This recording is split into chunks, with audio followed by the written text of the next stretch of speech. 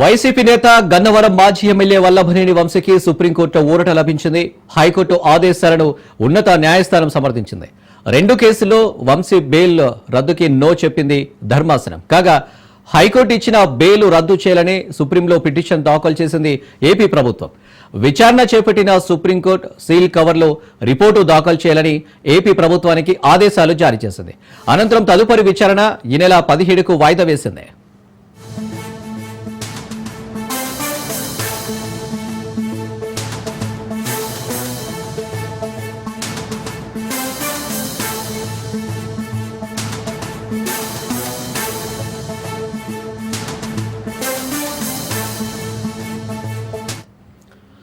YCP నేత గన్నవరం మాజీ MLA Vallabhaneni వంశీకి సుప్రీంకోర్టులో ఊరట లభించింది. హైకోర్టు ఆదేశాలను ఉన్నత న్యాయస్థానం సమర్థించింది. 2 కేసుల్లో వంశీ బెయిల్ రద్దుకి నో చెప్పింది ధర్మాసనం. కాగా హైకోర్టు ఇచ్చిన బెయిల్ రద్దు చేయాలని సుప్రీంలో పిటిషన్ దాఖలు చేసింది ఏపీ ప్రభుత్వం. విచారణ చేపట్టిన సుప్రీంకోర్టు సీల్ కవర్లో రిపోర్టు దాఖలు చేయాలని ఏపీ ప్రభుత్వానికి ఆదేశాలు జారీ చేసింది. అనంతరం తదుపరి విచారణ ఈ నెల 17కు వాయిదా వేసింది.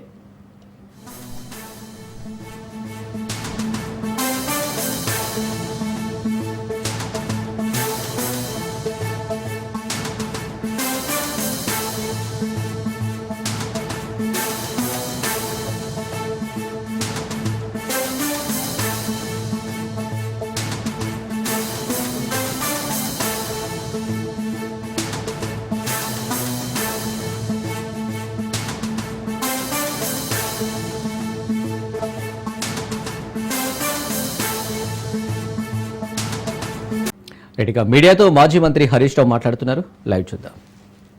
సరే, జనరల్గా ముఖ్యమంత్రి గారంటే ఆ పదవిని అందరం కూడా గౌరవిస్తాం. ముఖ్యమంత్రి గారు మాట్లాడితే ఒక రాజ్యాంగబద్ధమైన పదవిలో ఉంటాడు కనుక బాధ్యతతో మాట్లాడతాడు, నిజాలు మాట్లాడతాడు, అధికార వేదికలో తప్పు మాట్లాడరు అని మనం అందరం కూడా విశ్వసిస్తాం. దురదృష్టం ఏంటంటే మన రాష్ట్ర ముఖ్యమంత్రి రాజ్యాంగబద్ధమైన పదవిలో ఉంటూ అన్ని అబద్ధాలే మాట్లాడతాడు. కుక్కతో ఒక వంకర అన్నట్టు ప్రతిపక్షంలో అబద్ధాలే, ముఖ్యమంత్రిగా ఉంటూ కూడా అన్ని అబద్ధాలే మాట్లాడుతూ వస్తున్నారు. జర్నలిస్టులు అనేది, మీడియా అనేది 4th ఎస్టేట్గా మనందరికి కూడా ఎంతో గౌరవం ఉంటుంది. So I appeal to the media.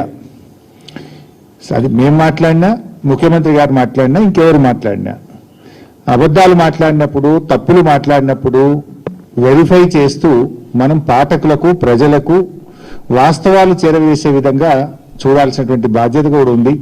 జనరల్గా ఎప్పుడన్నా ఏదన్నా ఒక నాయకుడు కానీ, ఒక పార్టీ కానీ తప్పు మాట్లాడితే ఏం చేస్తారంటే ఆ వార్తల్ని కట్ చేసి వాళ్ళు క్రాస్ చెక్ చేసి నిజాలను మాత్రమే ప్రసారం చేసేటువంటి ఒక గొప్పతనం మీడియాకు 4th ఎస్టేట్గా ఉంది. నిన్న రేవంత్ రెడ్డి గారు మాట్లాడి, నేను ఆధారాలతో సహా చూపిస్తాను, ఆల్ లైస్, పచ్చి అబద్ధాలు, గోబల్స్. ఏమైందంటే రాష్ట్ర ప్రజలు, రాష్ట్రం అనేది చాలా ముఖ్యం, వ్యక్తులు ముఖ్యం కాదు. రేవంత్ రెడ్డి గారు ఉండొచ్చు, రేపోవచ్చు. 10 సంవత్సరాలు పాలించి దేశానికి దిక్సూచిగా నిలిపిన party BRS party.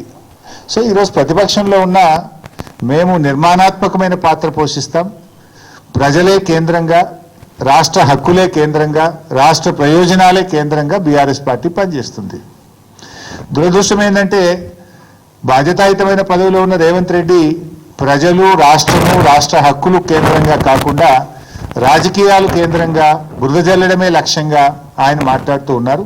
So I appeal to the media, kindly ఎవరు మాట్లాడినా కూడా అవాస్తవాలు ఉంటే మీ దగ్గర ఆధారాలు ఉంటాయి, మీకు అన్నీ తెలిసి ఉంటాయి, క్రాస్ చెక్ చేసి వార్తలు ప్రసారం చేయాలని, వార్తలు రాయాలని, నిజాలు ప్రజలకు అందించే విధానానికి మీ వంతు సహకారం ఉండాలని ఐ అపీల్. సరే, let's come to the subject. ముఖ్యంగా నిన్న కాంగ్రెస్ పార్టీ, ఇప్పుడు అది కూడా ఒకటి ఆలోచించాల్సిన అవసరం ఉంది. మీరు పెట్టింది ప్రగతి భవన్లో ప్రజెంటేషన్, ఇచ్చింది అధికారిక హోదాలో. ఓన్లీ కాంగ్రెస్ ఎమ్మెల్యేనే పిలుచుకుంటారా? దాన్ని అందరిని పిలవాలి కదా. If it is official presentation, why not to all? Gandhi భవన్లో పెట్టుకోలే కదా మీరు. అక్కడ ప్రజెంటేషన్ ఇచ్చింది ఆఫీసర్లు, ఇరిగేషన్ డిపార్ట్మెంట్ ఆఫీసర్లు, సచివాలయం నుంచి వచ్చిన అధికారులు. దీన్ని అందరినీ పిలిస్తే ఇంకా వాస్తవాలు బయటకు వస్తాయి కదా. సో నిన్నటి పవర్ పాయింట్ ప్రజెంటేషను అది హైదరాబాద్లో ఇచ్చినట్లేదు, అమరావతిలో ఇచ్చినట్టు ఉంది. ఆ పీపీటీ చూసిన వాళ్ళకి ఏమనిపిస్తుంది అంటే ఇది తెలంగాణ ప్రభుత్వం తయారు చేసిందా లేక చంద్రబాబు నాయుడు గారు తయారు చేసి అమరావతికి వెళ్ళి ఈయనకు పంపిండా అనేటువంటి అనుమానం మాత్రం ఎవరికైనా కలుగుతుంది. ఇలా బనకచెర్లను ఆపాలనే చిత్తశుద్ధి మీకుంటే మీరు చూపాల్సింది ఏంటిది? ఆంధ్రప్రదేశ్ ప్రభుత్వం చంద్రబాబు నాయుడు గారు కేంద్రానికి రాసిన లేఖలు, జలవనరుల శాఖకు రాసిన లేఖలు, బనకచెర్లను ఆయన ఏ రకంగా ముందుకు తీసుకుపోతున్నాడో చూపించాలి. అది చూపించిందా మీరు? దాని గురించి ఎక్కడా ప్రస్తావన లేదు. చంద్రబాబు గారు బనకచెర్ల మీద కేంద్రానికి రాసిన లేఖలు కానీ ఆయన మాట్లాడిన మాటలు కానీ నీ పవర్ పాయింట్ ప్రజెంటేషన్లో ఎక్కడ నువ్వు చూపలేదు, దానికి స్థానం దొరకలేదు.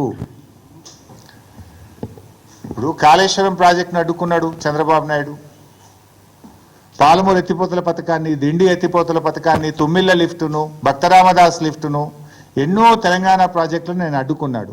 దానికి ఎందుకు నీ పీపీటీలో చూపించలేదు? ఆంధ్రప్రదేశ్ ప్రభుత్వము మన తెలంగాణ ప్రయోజనాల్ని ఎలా దెబ్బకొట్టిందో ఒక్క ముక్కనన్నా చూపించినావా నేను? అంటే బనకచెర్ల కట్టే బాబేమో రేవంత్ రెడ్డికి బంగారమో లెక్క కనబడుతుండు, బనకచెర్లను ఆపాలని పోరాటం చేస్తున్న బీఆర్ఎస్ పార్టీ ఏమో ఈయనకు సచిన పాము లెక్క కనబడుతుంది. మరి సచిన పామే అయితే ఎందుకు కళలు కూడా బీఆర్ఎస్ పార్టీని కలవరిస్తున్నావు? అసలు నువ్వు ఉపన్యాసం ఇస్తే కేసీఆర్ పేరెత్తకుండా బీఆర్ఎస్ గురించి మాట్లాడకుండా ఏదైనా ఒక ఉపన్యాసం మాట్లాడతావా నువ్వు? అసలు నీకు నిద్రలో లేపితే కూడా బీఆర్ఎస్ యాదికి వస్తుంది, గులాబీ జెండానే కనబడుతుంది నీకు. ఇప్పుడు నీ పార్టీ కాంగ్రెస్ పార్టీ కేంద్రంలో 11.5 సంవత్సరాల నుంచి ఇలా అధికారంలో దూరంగా ఉంది. అనేక రాష్ట్రాల్లో కాంగ్రెస్ పార్టీ అధికారం కోల్పోయింది. ఈ దేశంలో అనేక శాసనసభల్లో కాంగ్రెస్ పార్టీ ఒక్క ఎమ్మెల్యే సీటు కూడా గెలవలేదు. మరి ఇలా కొన్ని రాష్ట్రాల్లో కాంగ్రెస్ పార్టీ ఒక్క ఎంపీ సీటు కూడా గెలవలేదు. అంత మాత్రాన నీ కాంగ్రెస్ పార్టీ చచ్చిన పామైందా? నేను అడుగుతా ఉన్నా. నువ్వు పిసిసి అధ్యక్షుడిగా ఉన్నప్పుడు ఈ రాష్ట్రంలో ఉప ఎన్నికలు జరిగితే నీ అధ్యక్షతన జరిగిన ఎన్నికల్లో కాంగ్రెస్ పార్టీ డిపాజిట్ గల్లంత అయింది. అప్పుడు కాంగ్రెస్ పార్టీ చచ్చిన పామైందా? ఈ చచ్చిన పాము లాంటి చౌకబారు ముచ్చట్లు మాకు చెప్పకు, నీ రాహుల్ గాంధీకి చెప్పుకునేది ఉంటే. ఈ అతి తెలివితేటలు అవసరం లేదు మిస్టర్ రేవంత్ రెడ్డి గారు. నువ్వు మొన్న ముఖ్యమంత్రి అయిన తర్వాత నీ సొంత జిల్లాలో కూడా బీఆర్ఎస్ పార్టీ ఎమ్మెల్సీ గెలిచింది, గెలవలేదా మొన్న? అహంకారంతో మాట్లాడితే ప్రజలు నిన్ను అత్త పాతాల లోకాన్ని దొక్కుతారు బిడ్డ, జాగ్రత్త అని హెచ్చరిస్తా ఉన్నా నేను. నీకు బేసిన్ల గురించి మినిమం అవగాహన లేదు. దేవాదులు ఏ బేసిన్లో ఉందంటావు, బగ్గచెర్ల యాడు ఉందంటావు. బాసన్ల గురించి తెలిసినంత ఈజీ కాదు బేసిన్ల గురించి తెలుసుకోవడం. కనీస అవగాహన లేకుండా మాట్లాడి ఈ రాష్ట్రం పరువు తీస్తా ఉన్నావు నువ్వు. ఇవాళ ఏదో సామెత ఉంటే చూడు, భయం లేని కోడట బజార్లో గుడ్డు పెట్టిందట. నీ తీరు కూడా గట్లే ఉంది. ఈయనట కేసీఆర్ను ప్రశ్నిస్తారట. బంకచెర్ల మీద ఈ బొంకుడు రాజకీయాలు బంద్ పెట్టు. రేవంత్ రెడ్డి గారు నాడు బాబు కోసం బ్యాగులు మోసి బ్యాగ్ మ్యాన్గా పేరు తెచ్చుకున్నావు. నేడు అదే బాబు కోసం బంకచెర్ల కోసం బొంకు మ్యాన్గా మారిపోయినావు. బొంకుతా ఉన్నావు, అన్ని నిజాలు మాట్లాడతలేవు నువ్వు. నువ్వే చెప్పినావు. అయినా ఏం చెప్పినావు నువ్వు? నా స్కూల్ బీజేపీ, నా కాలేజ్ తెలుగుదేశం, నేను ఉద్యోగం చేస్తున్నది కాంగ్రెస్ పార్టీలో అని నువ్వే చాలాసార్లు చెప్పినావు మిస్టర్ రేవంత్ రెడ్డి. ఉన్నావు, అన్ని నిజాలు మాట్లాడతలేవు నువ్వు. నువ్వే చెప్పినావు. అయినా ఏం చెప్పినావు నువ్వు? నా స్కూల్ బీజేపీ, నా కాలేజ్ తెలుగుదేశం, నేను ఉద్యోగం చేస్తున్నది కాంగ్రెస్ పార్టీలో అని నువ్వే చాలాసార్లు చెప్పినావు మిస్టర్ రేవంత్ రెడ్డి. ఇలా నువ్వు టెక్నికల్గా కాంగ్రెస్ ముఖ్యమంత్రి, కానీ నీ హృదయం అంతా కూడా ఇంకా అక్కడనే ఉన్నదని ఇలా అర్థమవుతా ఉంది రాష్ట్ర ప్రజలకు. ఎందుకంటే నీ స్కూలింగ్ కాలేజీ జ్ఞాపకాలు నేను విడిచిపెడతలేవు. ఇంకా నీ మనసంతా అక్కడనే కొట్టుకుంటున్నది. ఎందుకంటే నీ ఆచరణలోనే కనబడుతుంది, నేను చెప్పాల్సిన అవసరం లేదు. పోయినసారి కృష్ణా జలాల్లో 65 టీఎంసీలు ఆంధ్రాకు ఎక్కువ ఇచ్చినటువంటి తీరు కానీ, ఇలా గోదావరి బనకచెర్లకు నువ్వు తలుపులు తెలిసిన తీరు కానీ ఏమర్థమవుతుంది? నీ స్కూల్ ఏజ్లో కాలేజ్ ఏజ్లో ఉన్న ఆ చంద్రబాబు నాయుడు గారితోనూ తెలుగుదేశం పార్టీతో ఉన్న నీ అనుబంధాలు ఇంకా నువ్వు మర్చిపోలేకపోతున్నావు. ఇలా స్పష్టంగా నేను ఆధారాలతో సహా చెప్పదలుచుకున్నా. ఇప్పుడు చంద్రబాబు నాయుడు గారిని ఈయన ప్రజాభవన్కు పిలిచిండి ఈ మధ్యలో, పోయిన సంవత్సరం మీ అందరికి తెలుసు, జూలై 6, 2024 జూలై 6, 2024 నాడు 2 రాష్ట్రాల మధ్య సమస్యలు పరిష్కరించుకుందామని ప్రజాభవన్కు చంద్రబాబు నాయుడు గారిని ఆహ్వానించాడు. ఆహ్వానించిన తర్వాత ఆ విభజన హామీల ముసుగులో గోదావరి బనకచెర్ల చీకటి ఒప్పందం ప్రజాభవన్ ఆధారంగా రేవంత్ రెడ్డి చంద్రబాబు నాయుడు మధ్య జరిగింది. ఎందుకంటే జూలై 6, 2024 నాడు ప్రజాభవన్లో రేవంత్ రెడ్డి చంద్రబాబు నాయుడుల మీటింగ్ జరిగింది.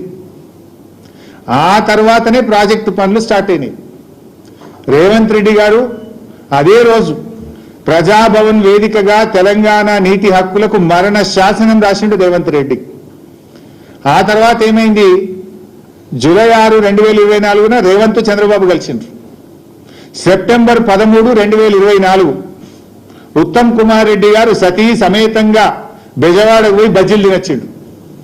అక్కడ సైలెంట్ అయిపోయింది. ఇక బెజవాడ బజ్జీలు తిని బెజవాడకు పోయి చంద్రబాబు నాయుడు సతీ సమేతంగా కలిసి గోదావరి బనకచెర్లకు ఉత్తమ్ కుమార్ రెడ్డి కూడా పచ్చ జెండా ఊపిండు.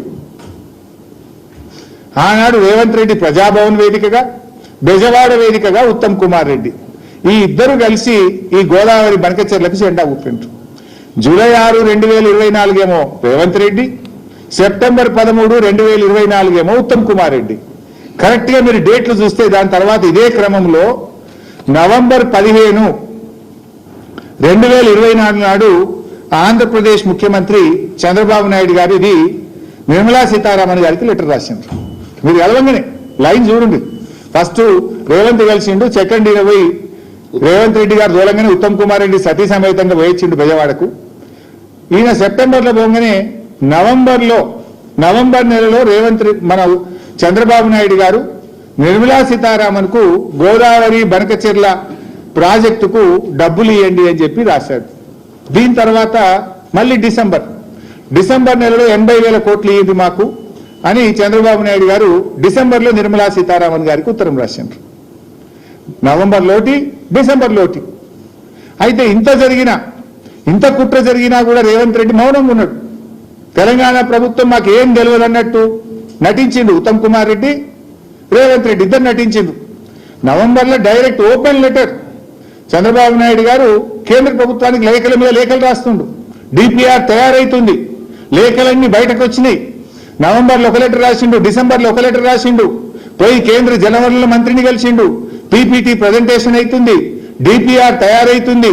కానీ ఇంత జరుగుతున్నా ఈయన గారు మౌనం వహిస్తాడు, నాకేం తెలియదు అన్నట్టున్నాడు. ఆనాడు బీఆర్ఎస్ పార్టీ అసలు దీన్ని బయటకు తెచ్చింది, పోరాడింది బీఆర్ఎస్ పార్టీ. ఆ రోజు జనవరి 24వ తేదీ నాడు ఇదే తెలంగాణ భవన్లో నేను ప్రెస్ మీట్ పెట్టి ఈ విషయాన్ని బయటకు తెచ్చి లేఖలు బయట పెట్టినా. చంద్రబాబు గారు లెటర్లు రాస్తుండ్రు, ఒక దిక్కు వాళ్ళకు పర్మిషన్లు వస్తున్నాయి, డబ్బులు వస్తున్నాయి, ఏం నిద్రపోతుండ్రా, గడ్డి వీక్తుండ్రా అని జనవరి 24, 2025 నాడు నేను ప్రెస్ మీట్ పెట్టి ఈ భవన్ నుంచి విషయాలు బయట పెట్టినా. మేం బయట పెట్టినాక అప్పుడు బ్యాక్ డేట్లో ఈయన ఉత్తరాలు రాసుడు స్టార్ట్ చేశాడు. అది కూడా ఒకసారి నేను మీకు చూపిస్తా. అది పెట్టు బాబు ఒకసారి. అసలు మనం ఎప్పుడు లేఖ రాసినాం, పెట్టినావా? మీరు చూడండి ఎప్పుడు రాసిండ్రు. జనవరి 24, 2025 నాడు ఫస్ట్ నేను ప్రెస్ మీట్ పెట్టినా. నేను ప్రెస్ మీట్ మధ్యాహ్నం 4 గంటలకు పెట్టినా. 4 గంటలకు నేను ప్రెస్ మీట్ పెడితే రాత్రి 8 గంటలకు ఉత్తమ్ కుమార్ రెడ్డి దాని మీద ఉత్తరం రాసిండు, బ్యాక్ డేట్ వేసి రాసిండు. బ్యాక్ డేట్ వేసి ఉత్తరం ఎప్పుడు రిలీజ్ చేసిండు? 4 గంటలకు బీఆర్ఎస్ పార్టీ ప్రశ్నిస్తే రాత్రి 8 గంటలకు ఉత్తమ్ కుమార్ రెడ్డి ఢిల్లీకి ఉత్తరం రాసిండు, ఏలేలే బనకచెర్ల ఆపాలి అని. ఎప్పుడు బీఆర్ఎస్ ముళ్ళు కట్టబట్టి పొడిస్తే, బీఆర్ఎస్ ప్రశ్నిస్తే 4 గంటలకు నేను పెడితే 8 గంటలకు బ్యాక్ డేట్ వేసి ఉత్తరం రిలీజ్ చేసిండు. నువ్వు 3 రోజుల కింద ఉత్తరం రాస్తే 3 రోజుల కిందనే రిలీజ్ చేయాలి కదా. 4కి నేను ప్రెస్ పెడితే రాత్రి 8కి నువ్వు రిలీజ్ చేసిన వెంటనే దొరికిపోయినావు, అడ్డంగా దొరికిపోయినావు. ఇది మొదటిది. తర్వాత 27వ తారీఖు నాడు నేను కేంద్ర మంత్రి కిషన్ రెడ్డి గారికి ఉత్తరం రాసిన, మీకు బాధ్యత ఉంది అని. 5 మార్చి నాడు బనకచెర్ల మీద సిద్దిపేటలో ప్రెస్ మీట్ పెట్టినా, ఈ దుబాకలో మా ప్రభాకర్ రెడ్డి గారి దగ్గర పెట్టినా, తర్వాత 25 మే తెలంగాణ భవన్లో మళ్ళీ ప్రెస్ మీట్ పెట్టినా, 6 జూన్ ప్రెస్ మీట్ మాట్లాడిన దుబ్బాకలో, తర్వాత 14/6/2025 నేను పీపీటీ పెట్టిన. ఇక్కడ మళ్ళీ టెస్ట్ ఉన్నది. ఇదే మెయిన్ హాల్లో మీరందరూ మీ సాక్షిగా 14 జూన్ 2025 నాడు నేను ఇక్కడ పీపీటీ కరెక్ట్గా 5:30కి మళ్ళీ బ్యాక్ డేట్ సూత్రం రిలీజ్ చేసిండు. మీరే సాక్ష్యం. మీ ప్రెస్ రిలీజెస్ చూడండి, కాంగ్రెస్ పార్టీ రిలీజ్ చేసిన ప్రెస్ రిలీజ్ చూడండి. 4 గంటలకు గోదావరి బంకచెర్ల మీద నేను పీపీటీ పెట్టి ఈ ప్రభుత్వం యొక్క ఫెయిల్యూర్ను, ఈ ప్రభుత్వం యొక్క తప్పిదాలను నేను ఎత్తి చూపితే 5:30కు నిన్న డేట్ వేసి ఉత్తరం రాసి 5:30కు ప్రెస్ రిలీజ్ చేస్తాడు. ఇది అంటే మీ మీ మీ నిజాయితీ ఏందో, మీ సిన్సియారిటీ ఏందో ఇంత స్పష్టంగా దొరికిపోయింది. మీరు అసలు గోదావరి బంకచెర్ల మీద పోరాడింది బీఆర్ఎస్, మొద్దు నిద్రపోతున్నట్టు నటిస్తున్న కాంగ్రెస్ ను ముళ్ళుగట్టతో పొడిచి నిద్ర లేపింది బీఆర్ఎస్. ఇవాళ టీఓఆర్ ఆగిందంటే కూడా ఆ తాత్కాలికమే, బట్ అది జరిగిందంటే కూడా అది బీఆర్ఎస్ పోరాట ఫలితం. అయితే రేవంత్ రెడ్డి దొరికిపోయి ఏం చేస్తాడంటే ఏదో బురద జల్లాలనే ఒక పిచ్చి ప్రయత్నం, ఏదో బీఆర్ఎస్ఏ చేసింది, బీఆర్ఎస్ హయాంలో కేసీఆర్ గారే చేసిండ్రు అని ఒక చిల్లర ప్రయత్నం. నేను అడుగుతున్నా, ఆనాడు అపెక్స్ కౌన్సిల్ ఈ మీటింగ్లో ఎక్కడన్నా బనకచెర్ల అనే ప్రస్తావన ఉందా? అందులో బనకచెర్ల అనే ముచ్చట ఉన్నదా మిస్టర్ రేవంత్ రెడ్డి? ఇప్పుడు అది కూడా నేను చదివి మళ్ళీ వినిపిస్తా. రేవంత్ రెడ్డి గారు చెప్పింది ఇది అపెక్స్ కమిటీ మీటింగ్. నేను మీడియాకు కూడా ఫుల్ 12 పేజీల లెటర్ కూడా రిలీజ్ చేస్తా, మీరు కూడా చూడండి. అపెక్స్ కౌన్సిల్ మినిట్స్ ఎవరెవరు ఏం మాట్లాడిండ్రు డీటెయిల్డ్గా ఉంది. I will give it to you. అది ఎక్కడ బనకచెర్ల ముచ్చట కూడా లేదు. I will read out. Second paragraph చూడండి. For the existing, ongoing and proposed projects in both the states of Krishna River, more than 1000 TMC of water is required. On the other hand, more than 3000 TMC is going waste into sea every year in Godavari River. Hence, he emphasized that as water is available, it has to be decided how best it can be utilized properly. He stressed the need for developing understanding between the two states by sitting together and amicably settling the issue. సముద్రంలో 3000 టీఎంసీలు కలుస్తున్నాయి. 2 రాష్ట్రాలకు నీళ్ళకి ఇబ్బంది ఉన్నది. 2 రాష్ట్రాలు కూర్చొని ఇద్దరికీ ఆమోదయోగ్యంగా ఎలా వాడుకోవాలో మాట్లాడుకోవాల్సిన అవసరం ఉంది అన్నాడు. ఇలా బనకచెర్ల ముచ్చట ఉందా? ఆంధ్రప్రదేశ్కు రాసిచ్చిన ముచ్చట ఉందా? ఎక్కడైనా ఆంధ్రప్రదేశ్కి ఇచ్చినామని రాసిండ్రా? నువ్వు తీసుకపోవాలని ముచ్చట ఉందా? ఇలా బనకచెర్ల ముచ్చట ఉందా? ఎందుకు చిల్లర మాట్లాడుతావు మిస్టర్ రేవంత్ రెడ్డి? నువ్వు 18 నెలలైంది ముఖ్యమంత్రి. 18 నెలలైంది ముఖ్యమంత్రి అయినాక కూడా నీ తీరు మారదా? కనీసం ముఖ్యమంత్రిగా బిహేవ్ చేయలేవా నువ్వు? ఇంకా నువ్వు ముఖ్యమంత్రి అనుకుంటున్నట్టు అనిపిస్తలేదు నాకు. అదే ప్రతిపక్షంలో ఉన్నప్పుడు బురజలుడు, చిల్లర రాజకీయాలు మాట్లాడు, పక్కోని మీద దొక్కుడు, తోసుడు, ఇదేనా ఇదను? ఇందులో ఎక్కడన్నా బనకచెర్ల ముచ్చట ఉందా? ఆంధ్రప్రదేశ్కు తీసుకుపోయే ముచ్చట ఉందా? ఆంధ్రప్రదేశ్కి ఇచ్చిన ముచ్చట ఉందా? 2 రాష్ట్రాలకు ఇబ్బంది ఉంది. ఇద్దరికి ఆమోదయోగ్యమైన విధంగా కూర్చొని మాట్లాడుకోవాల్సిన అవసరం ఉంది అన్నాడు. ఆమోదయోగ్యంగా ఆంధ్రప్రదేశ్ ముందుకు రాలేదు. ఒక్క అడుగు మా హయాంలో ముందుకు పడలేదు. అది బాబు అయినా అది జగన్ అయినా ఇద్దరు కూడా 2 ప్రభుత్వాలతో మాట్లాడే ప్రయత్నం చేసినాం. నదీ మార్గంగా సాగర్ శ్రీశైలం ఆధారంగా నీళ్లు పైకి తేవాలి అనేది మా ప్రతిపాదన ఉండే.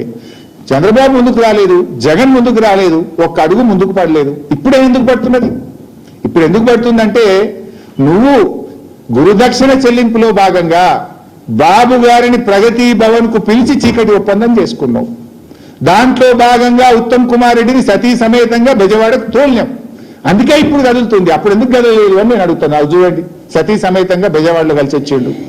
రేవంత్ రెడ్డి గారు తోలిచ్చిండు అని ఒప్పుకొని వచ్చిండు పోయి. ఇది ప్రగతి భవన్ మీటింగ్. దెన్ ఇదే ఎజెండాలో పారాగ్రాఫ్ 5 చదువుతలేడు రేవంత్ రెడ్డి. ఇదే మినిట్స్ ఆఫ్ ద మీటింగ్ లో ఏదైతే అపెక్స్ కౌన్సిల్ మీటింగ్ 2026లో జరిగిందో అందులోనే ఎజెండా నంబర్ 5లో కేసీఆర్ గారు మాట్లాడింది కూడా స్పష్టంగా ఉంది. అందులో కూడా raised objection over the expert committee constituted by Government of India to address the issues of diversion of water from Godavari to Krishna River between the 2 states without prior consultation of Telangana and pointed out conflict of interest with respect to some members he requested for reconstitution of the committee as already requested. ఇందులో స్పష్టంగా చెప్పింది, మా అనుమతి లేకుండా, తెలంగాణ చర్చ లేకుండా, తెలంగాణతో సంప్రదించకుండా ఆంధ్రప్రదేశ్కు గోదావరి నీళ్లు మళ్లించడం పట్ల, ఆ కమిటీలో ఉండే సభ్యుల యొక్క తీరు పట్ల కేసీఆర్ గారు చాలా స్పష్టంగా తన నిరసనను కూడా తెలియజేసిన విషయాన్ని ఇందులో స్పష్టంగా చెప్పారు. ఇంత క్లియర్ గా ఉంటే పిల్లలకి 2016లో బంకచెర్ల రాసి ఇచ్చినట్టు నిన్న ప్రెజెంటేషన్ పెట్టా, ఇది మీరు చూసిండ్రు. నిన్న వాళ్ళు ఏం ప్రెజెంటేషన్ పెట్టిందో కూడా ఒకసారి చూడండి. హెడ్డింగ్ నిన్న కాంగ్రెస్ పార్టీ ఉత్తమ్ కుమార్ రెడ్డి గారు, రేవంత్ రెడ్డి గారు కలిసి పెట్టింది. ఏం రాసింది పైన? 2016లో గోదావరి పెన్నా నదుల అనుసంధానంపై ప్రతిపాదన. ఏమైనా ఉందా అందులో? అసలు పెన్నా గురించి ఉందా అందులో? ఇది హెడ్డింగ్ ఏం పెట్టిండు? ఇంత పిచ్చి అబద్ధాలా, ఇంత చిల్లర రాజకీయాలా, ఇంత నీచంగా దిగజారాలా మిస్టర్ రేవంత్ రెడ్డి? నువ్వు రాసిన దాంట్లో కింద యాజ్ ఇట్ ఈజ్ నువ్వు తెలుగు అనువాదం చేసినావు. అలా ఎక్కడన్నా పెన్నా అనే పదం ఉందా? ఆంధ్రప్రదేశ్కి ఇచ్చిన పదం ఉందా? ఇలా అసలు విషయాన్ని కొంచెం అండర్లైన్ చేయలేదు చూడండి లాస్ట్ కు. ఇది ఏముందా కనబడుతుంది కొద్దిగా అందులో క్లియర్ గా అదే పెట్టారు. రెండు రాష్ట్రాల మధ్య అవగాహన భావంతో సమస్యలు చర్చించి పరిష్కరించుకోవాల్సిన అవసరం ఉందని ఆయన హితవు పలికారు. దాన్ని అండర్లైన్ చేయలేదు. ఎక్కడన్నా ఇందులో పెన్నా అనే పదం ఉందా? పక్కన ఇంగ్లీష్లో ఉంది, ఈ పక్కన తెలుగులో ఉంది. నువ్వు హెడ్డింగ్ ఏం పెట్టినావు? 2016లో గోదావరి పెన్నా నదుల అనుసంధాన ప్రతిపాదన. అంటే ఇంత చిల్లర దివాలా కోరు దిక్కుమాలిన చిచ్చోర రాజకీయం రేవంత్ రెడ్డి చేస్తున్నాడు. పెట్టు, అసెంబ్లీ పెట్టి నీ బట్టలు ఇప్పుతాం, మాట్లాడటం గట్టిగా, నీళ్ళేందో పాలేందో తేలిపుతాం అసెంబ్లీ సాక్షిగా, రాష్ట్ర ప్రజల సాక్షిగా, శాసనసభ సాక్షిగా. ఎవరు అబద్ధాలు మాట్లాడుతుందో, ఎవరు నిజాలు మాట్లాడతారో మాట్లాడదాం అసెంబ్లీలో. మైక్ కట్ చేయగాడు, మైక్ కట్ చేస్తాడు మళ్ళా. సరే, నెక్స్ట్ కెమెరా వాళ్ళ సైడ్ పెట్టారు. మా మాలిక కోసం మంచిగా చేస్తుండు. నన్ను చూపిస్తలేదు అసెంబ్లీలో. నేను మాట్లాడుతుంటే నా బొమ్మ కనబడదు, మైక్ కెమెరా తిప్పేస్తాడు. సరే, అయితే ఇక్కడ ఇంకొక విషయం కూడా ఏంటంటే, ఇది మీరు స్పష్టంగా చూసింది. కేసీఆర్ గారు ఆనాటి ఢిల్లీలో జరిగిన అపెక్స్ కౌన్సిల్ మీటింగ్ లో పెన్నా నది ప్రస్తావన కానీ, నీళ్లు ఆంధ్రప్రదేశ్కి ఇచ్చే ముచ్చట కానీ ఎక్కడా అందులో ఒక్క మాట మాత్రం కూడా లేదు. పాయింట్ నెంబర్ 2, కేసీఆర్ గారు 2వ లెటర్ రాశారు. ఇది 2/10/2020 కేసీఆర్ గారు రాసిన లేఖ. 2/10/2020 ఇందులో చాలా స్పష్టంగా ఏం చెప్పిండ్రో కేసీఆర్ గారు కూడా చూడండి ఒకసారి. డియర్ శ్రీ గజేంద్ర షెకావత్ జీ కేంద్ర మంత్రికి రాశారు. ఏమని? యూటిలైజేషన్ ఆఫ్ గోదావరి వాటర్స్ గురించి ఏం రాశారు? In this context it is worth noting that as per 53 years of Central Water Commission gauge records, at the last gauging station on Godavari River, Annexure 8, at least 3,000 TMC of water flows into the Bay of Bengal. After the utilization of both the states of Telangana and Andhra Pradesh, the erstwhile state of Andhra Pradesh itself allocated 65.13 of the Godavari waters to Telangana region. The 3,000 TMC of water flowing into the sea annually can be used as pro rata basis. Based on the total water requirement for irrigation, industry, drinking water, Telangana will use 1950 TMC water per year. Telangana will use 1950 TMC of water per year in comparison to present allocation of 967 TMC. ఎంత స్పష్టంగా చెప్పిండ్రు? ప్రస్తుతం ఉన్న 968 కాక ఈ 3000లో కూడా మాకు 1950 టీఎంసీల నీళ్లు మా హక్కు. అంటే 1950 ప్లస్ 968 అంటే 2918 టీఎంసీల నీళ్లు మా హక్కు అని కేంద్ర మంత్రి షెకావత్ కు 2020లో కేసీఆర్ గారు రాసిన లెటర్. ఎంత? 2918 టీఎంసీలు తెలంగాణ హక్కు అని స్పష్టంగా కేసీఆర్ గారు రాసిన లేఖ. మిస్టర్ రేవంత్ రెడ్డి ఫైల్లో ఉంటే తెప్పించుకొని చదువు.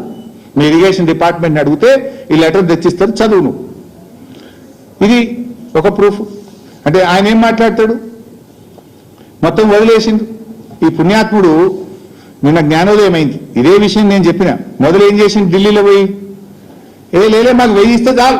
మిస్టర్ చంద్రబాబు నాయుడు 500 కృష్ణాలు ఇయ్యి, 1000 గోదావరిలు ఇయ్యి, ఇక మిగతా నువ్వు ఏమన్నా చేసుకో, ఎన్నన్నా కట్టుకో, బ్లాంకెట్ ఆర్డర్ ఇచ్చిండు. ఆ రోజు నేను ప్రెస్ మీట్ పెట్టి అడిగినా, నువ్వు ఎవడివి? నువ్వు కేవలం కాపలదారుడివి. తెలంగాణ ప్రయోజనాలు చంద్రబాబు నాయుడుకు ఆంధ్రాకు దారదత్తం చేసే హక్కు నీకు లేదు. ఇది రాష్ట్రం, ఈ రాష్ట్రంలో ప్రజలున్నారు, ప్రజాస్వామ్యం ఉన్నది, ప్రతిపక్షం ఉన్నది. నువ్వే 1000 టీఎంసీ ఏరడానికి మిస్టర్ రేవంత్ రెడ్డి అని నేను ప్రెస్ మీట్ పెట్టి ఆ రోజు అడిగితే ఇప్పుడు జ్ఞానోదయం అయింది ఆయనకు. ఇప్పుడు అది కూడా ఒకసారి చూడండి వీడియో. మొదలేం మాట్లాడిండు, మధ్యలో నేనేం మాట్లాడినా, నిన్న ఎట్లా మాట మార్చిండో, రేవంత్ రెడ్డి ఊసర వెల్లుల్లాగా రంగులు ఎట్లా మారుస్తాడో, రేవంత్ రెడ్డికి జ్ఞానోదయం ఎట్లయిందో ఒక్కసారి చూడండి. కృష్ణా బేసిన్ మీద 500 టీఎంసీలు, గోదావరి బేసిన్ మీద దాదాపు ఒక 1000 టీఎంసీలకు మీరు బ్లాంకెట్ ఎన్ఓసి ఇవ్వండి. ఆ తర్వాత మీరు ఏ ప్రాజెక్టులో అయినా కట్టుకోండి, మాకు అభ్యంతరం లేదు. కేసీఆర్ గారు గోదావరి మాకు 1950 టీఎంసీల నీళ్లు కావాలి, 1950 టీఎంసీలు మాకు కావాలి గోదావరిలో. ఎందుకంటే మా హైదరాబాద్ నగరం 1 కోటి జనాభా ఉంది, 30 లక్షల మంది మైగ్రెంట్ వర్కర్స్ ఉన్నారు. హైదరాబాద్ లో పారిశ్రామిక అవసరాలు, తాగునీటి అవసరాలు, భవిష్యత్ అవసరాల దృష్ట్యా గోదావరిలో 1950 టీఎంసీల నీళ్లు ఈ 3000లో మా వాటా. ఈ 3000 సముద్రంలో కలిసే దాంట్లో మా లెక్క 1950 టీఎంసీల నీళ్లు ఈ మాట ఇవ్వాలి అని కేంద్ర జలవనరుల శాఖకు ఆనాడు కేసీఆర్ గారు రాసింది. అంటే ఇప్పుడు మనకు వస్తున్న 968 కాక మరో 1950 మా లెక్క అని కేసీఆర్ చెప్పింది. నికర జలాలలో ఏ విధంగా అయితే ప్రపోర్షనేట్ గా 968 టీఎంసీ మనకు, 518 టీఎంసీ ఆంధ్రప్రదేశ్కి వచ్చిందో, అదే విధంగా గోదావరిలో ఉండే మిగులు జలాలు కావచ్చు, గోదావరిలో ఉండే వరద జలాలు కావచ్చు, ప్రపోర్షనేట్ గా తెలంగాణకు కూడా ఒక రైట్ వస్తుంది. కృష్ణా బేసిన్ మీద ఒక 500 ఎప్పుడు సో వచ్చింది నాకు చూసి అది మళ్ళీ డేట్ పెట్టుబట్టిగా కృష్ణా బేసిన్ మీద ఒక 500 సైలెంట్. ఫస్ట్ 18/6/2025 నాడేమో 1000 ఇచ్చేయి, నీకు అంతా నువ్వు ఏమన్నా చేసుకో చంద్రబాబు నాయుడు, నువ్వు ఏం చేసుకున్నా పర్వాలేదు, బ్లాంకెట్ ఆర్డర్ ఇచ్చి పరిస్థితి. అరే నువ్వేనివే అయ్యే, నీకు అలా 1950 మనది ఉన్నది 2918 అని నేను 19 జూన్ 2025 నేను మాట్లాడినా. ఆయన 18 నాడు మాట్లాడితే తెల్లారి 19 నాడు నేను మాట్లాడినా. నిన్నటి జ్ఞానోదయం అయింది అని. నిన్న 1 జూలై నాడు లేలే మా వాటా ఉంది అన్న కూడా 65% మా లెక్క ఉన్నదని నిన్న తెలివికెచ్చింది. అంటే గోదావరిలో 1000, కృష్ణాలో 500 జాలు అని గొప్పలు చెప్పిన రేవంత్ రెడ్డికి మిగులు జలాల్లో కూడా తెలంగాణ వాటా ఉంటుందని బీఆర్ఎస్ పార్టీ ఆయన జ్ఞానోదయం చేసింది. బీఆర్ఎస్ ప్రశ్నించకుండా ఉంటే నీ నోటు దురిస్థానం వల్లనో నీ అవగాహన లేమితోనో ఇవాళ తెలంగాణకు ఎంత నష్టమవుతుండే? మేము అడగకపోతే ఇవాళ తెలంగాణకు ఎంత నష్టము?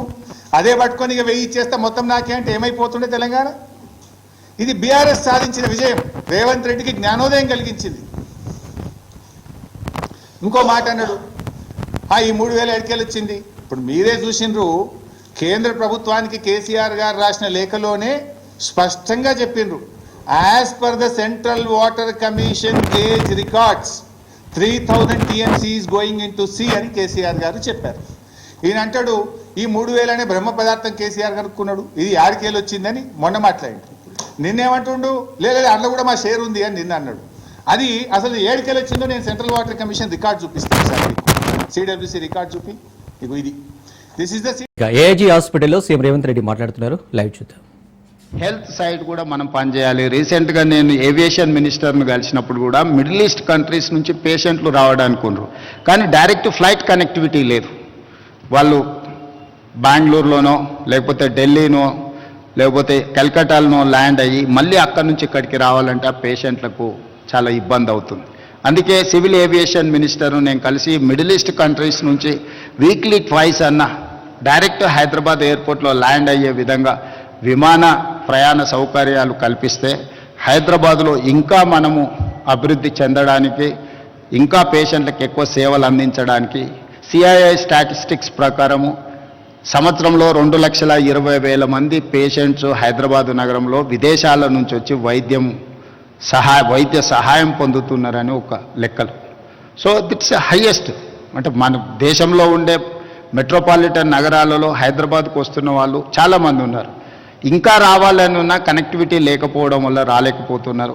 దానికి సంబంధించి కూడా కేంద్ర ప్రభుత్వంతో నేను మాట్లాడుతున్నాను. భవిష్యత్తులో ఇంకా కనెక్టివిటీ పెంచి ప్రధానంగా ఈ మిడిల్ ఈస్ట్ కంట్రీస్, రీసెంట్గా నేను జపాన్ పర్యటన చేసినప్పుడు కూడా అక్కడ కూడా వాళ్ళు నిస్సహాయత